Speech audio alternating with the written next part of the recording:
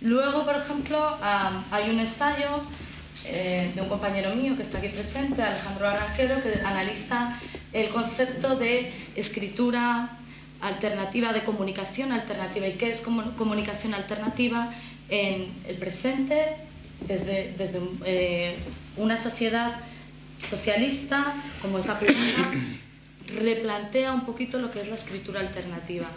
Ted Henken, por ejemplo, en su ensayo, Ted Henken es un gran conocedor de Joannis Sánchez, él mismo es también blogger, nos envió su texto en inglés, lo tuvimos que traducir al español.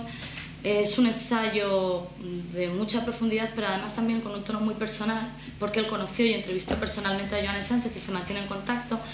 Analiza todo lo que es el fenómeno de Joannis Sánchez y la Academia Blogger, que no solo es ella, sino todo el movimiento que se ha creado en Cuba alrededor de ella, y cómo han pasado de escribir desde la intimidad a convertirse en ciberactivistas y finalmente desde el gobierno cubano a ser vistos como disidentes políticos, cuando en principio su intención primera no era la de ser disidente, sino la de ser un comunicador social.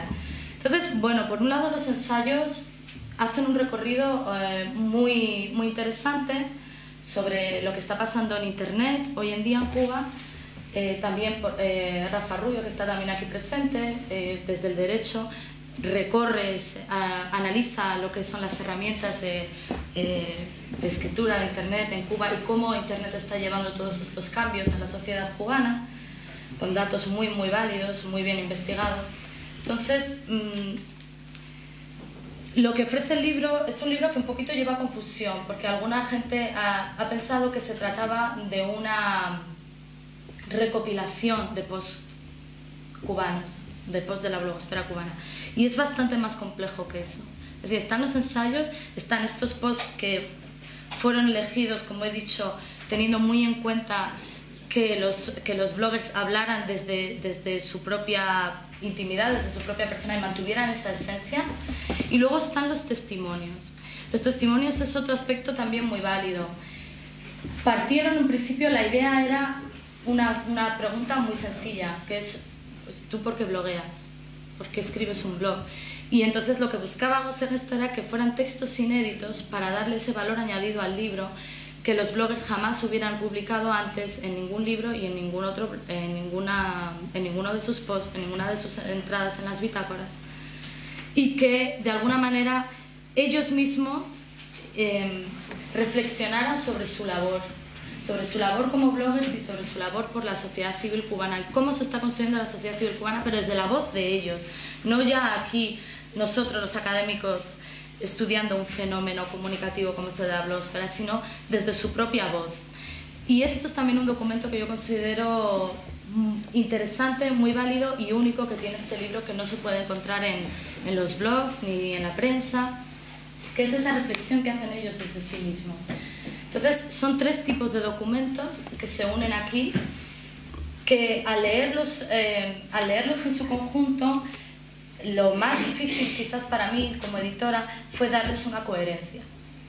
Y aquí es donde digamos que trabaja lo que yo he dicho, que es ese trabajo de tiranía, de someterlos al papel y tratar de darles un orden.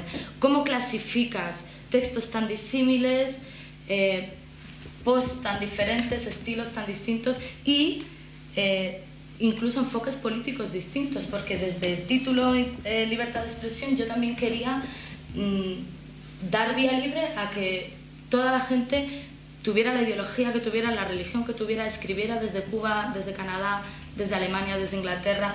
Hay bloggers de distintos sitios, tuvieran también su espacio. Entonces, a la hora de clasificarlos, lo que hemos hecho, o lo que he hecho, al final lo he decidido yo, ha sido, bueno, ha sido organizarlos por temática, ¿no? Entonces, lo que vais a encontrar en el libro van a ser 7 capítulos, organizados por 7 que considero que son los temas que más importan, que más marcan la blogosfera, que, bueno, pues son lo que es Internet como nuevo medio de comunicación, los blogs y el escribir en red, son la intimidad, la cotidianidad, el ciberactivismo, y luego el blog como un tipo de escritura alternativo. En cada uno de los temas hay un ensayo académico, un testimonio de un blogger y una selección de 2 o 3 posts que de alguna manera representan ese tema de la mejor manera posible.